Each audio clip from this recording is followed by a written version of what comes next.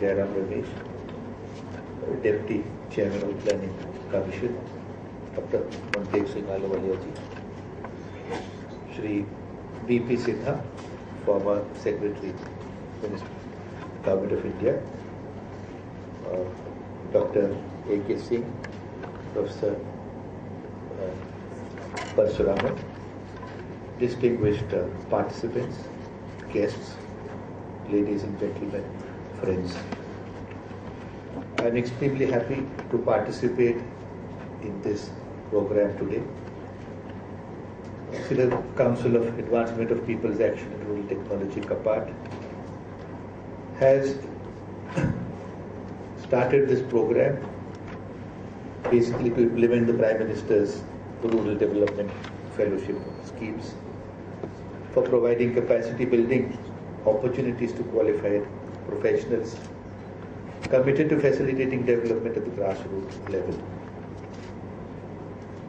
Well, initially the districts which have been chosen are the IAP districts in the country, which have a very disturbed background and have become very, very sensitive in today's context.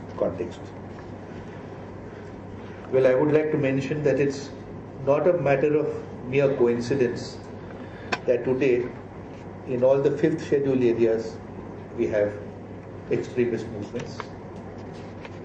Likewise, it's in the 6th schedule areas that we have insurgent movements.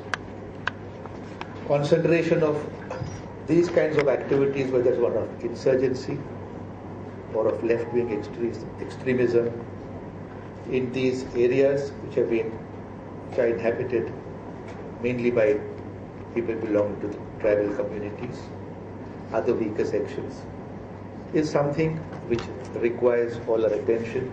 We need to ponder and think as to why it is only in these areas where such people are located that we are facing these situations. Well, left-wing activities have gained a fillip in recent times due to certain other problems about which I'll come to later. But the problems which are faced by the tribals and the rural folks in these areas have a lot of similarity in broad terms. The wide prevalence of poverty, lack of opportunities, high prevalence of unemployment, underemployment is there even among the lower categories, and in short, I think the development indicators are very, very low. So I therefore feel that it was but appropriate to take up the IAP programs in these areas, and I'm extremely happy that this program is first being taken up in these areas for the time being. But I do wish and hope that this will be extended to all tribal regions and areas in the country, maybe to the 6th schedule areas also, including the insurgency affected areas like Kashmir and certain parts of the northeast. See, now most of the fellows who've come over here, I was glad to learn that it was after a lot of screening and a lot of interaction with the people over here that you've selected them. I'm sure that you must have got the best people to do this job.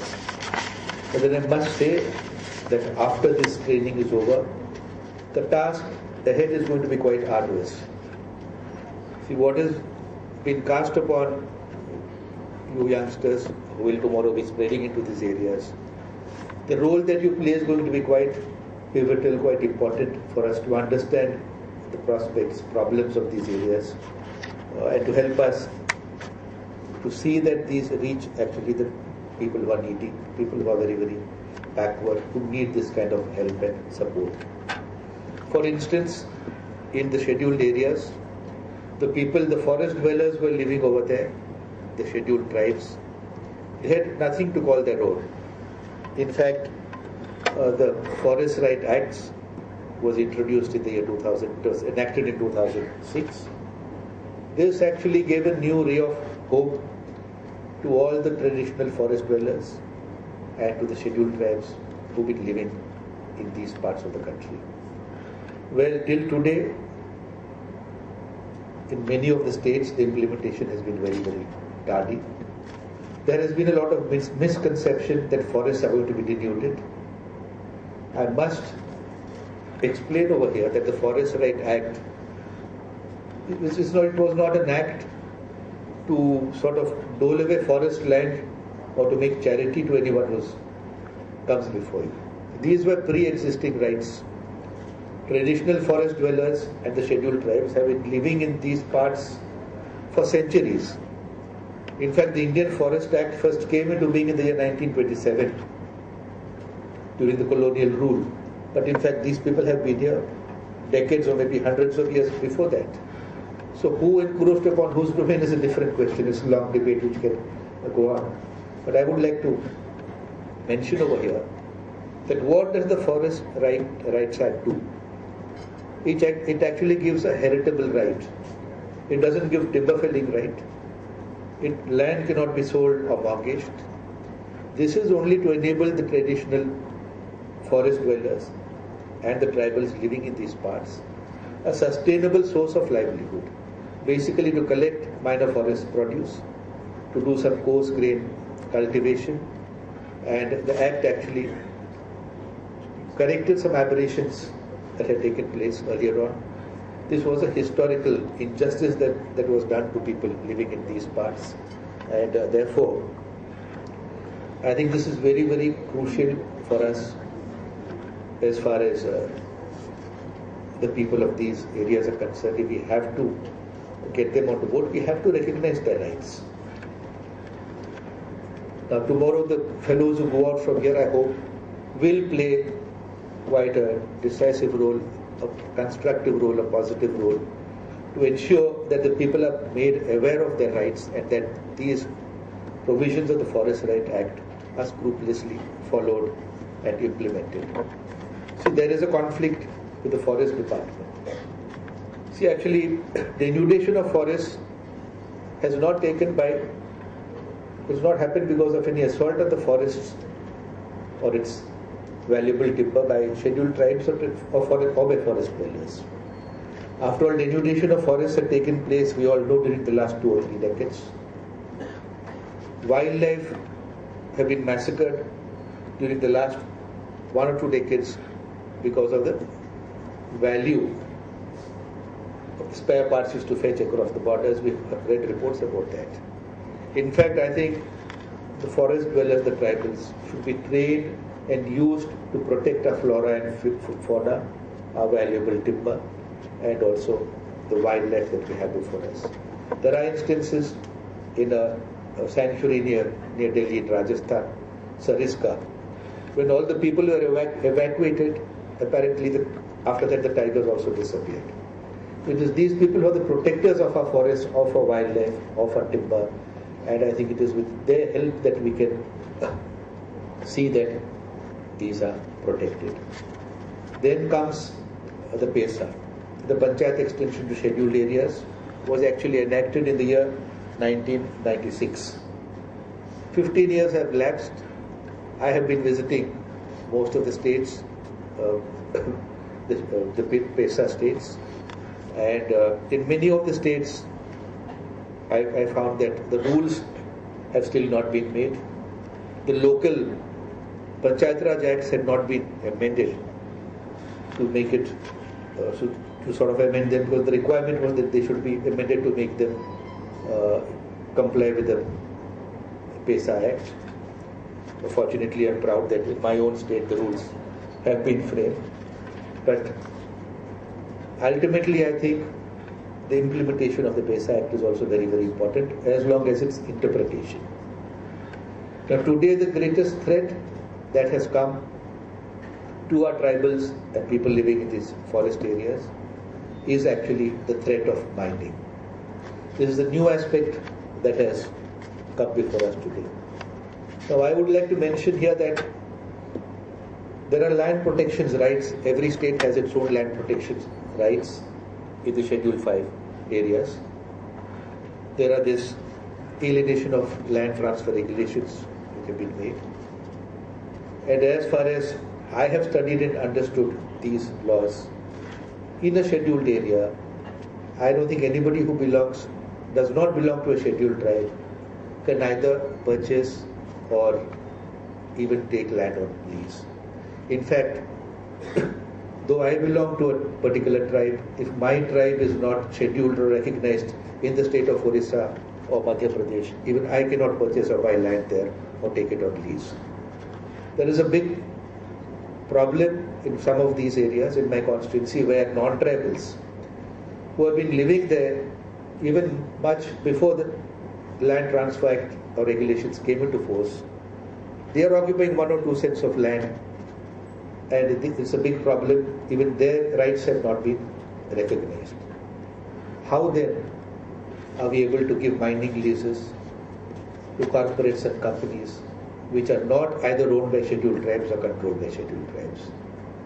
I think this is an affront on our constitutional provisions, on the provisions of Schedule 5, and even Clause 4 of the Panchayati Extension to Scheduled Areas, the PESA Act, which says that a Gram Sabha can, by a majority resolution, permit the use of certain forest land for non-forest purpose use. PESA does not give us the authority to overturn provisions of the Constitution itself.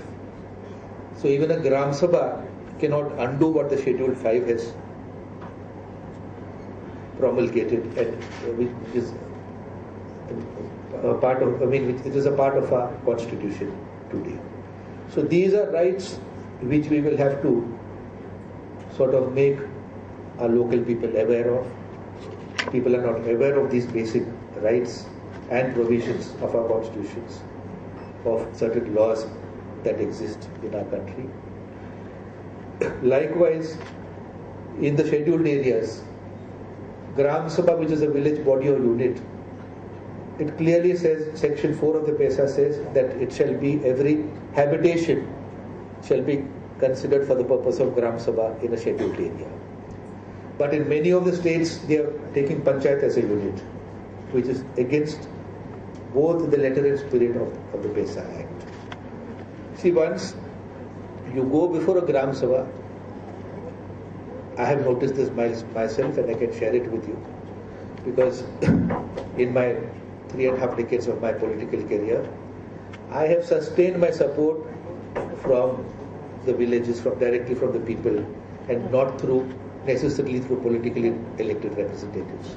So I know that whenever you call a Gram Sabha, if it's a genuine Gram Sabha, there may be 2 or 3 wings or groups in the village, maybe more, but usually in such an assembly, the resolutions that are passed, the decisions that are taken are good and positive. They are all in the interest of the community over there.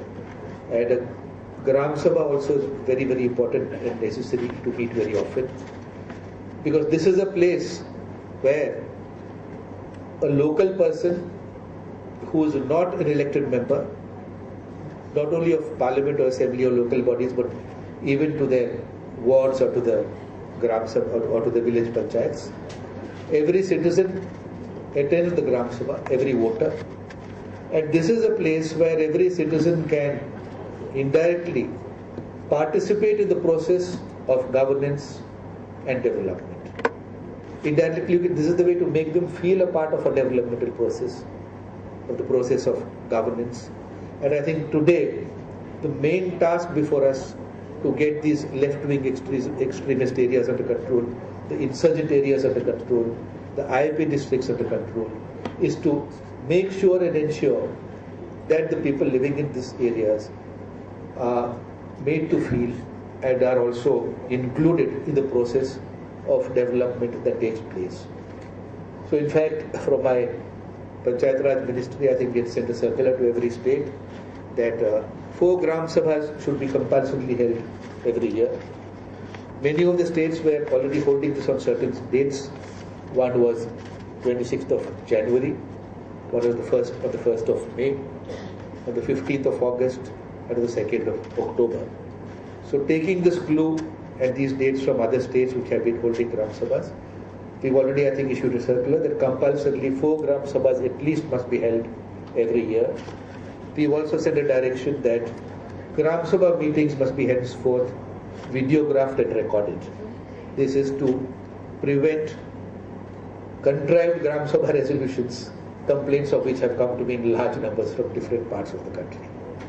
So one can always have more meetings than that, but I think a minimum of these 4 will at least ensure that people living in these areas come and feel that they are part of what is happening and what is going on.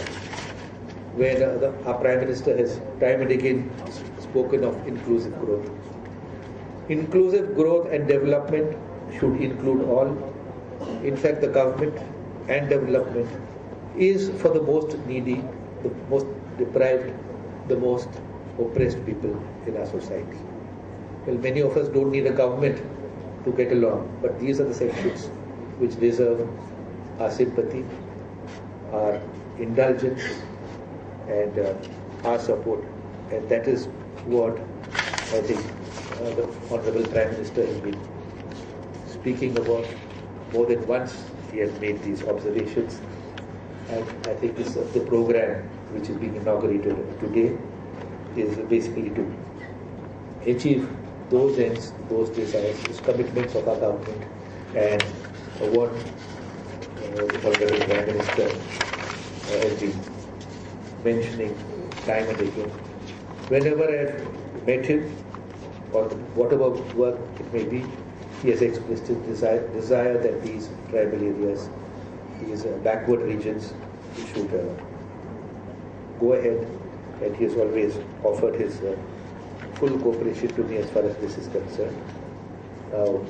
As far as this program is concerned, based on what the Prime Minister has been wanting to do, I would like to congratulate my colleague and friend, Ujjara Ramesh, who's taken this initiative. Well, he is one person who has been dedicating a lot of his time and his mind to sort of ensure that all the programs under the Ministry of Rural Development reach the people. I mean, he is one person who I can, I think, boldly say has been doing more work with the ministry than politicking in Delhi or in other places. I mean, we have been in very close contact because I think panchayats also will have to play a very, very close and constructive role in this. Whatever program is taken up actually are very closely connected with both my two ministries of Panchayat Raj and Tribal Affairs. I'm grateful for that. The other day, I must also thank the Deputy Chairman Planning Commission and Honorable Minister for Rural Development, who had agreed to give 1% of their NREGF funds for development of Panchayat Raj. For 1% of all rural development funds for capacity building and for the development of panchayats. 990 crores. It's a sum of 990 crores. Considering that my Ministry of Panchayat Raj, apart from the PMRDF funds, I have just 200 crores. So in fact, as far as I am concerned, it's a 500% bonanza that I've got from gentlemen sitting over here. I thank you both for the same. And I thank the organizers and all of you who are present here today. I wish all the youngsters well, and remember that the future of all these areas will depend a lot on you. So please go ahead and do that. Thank you.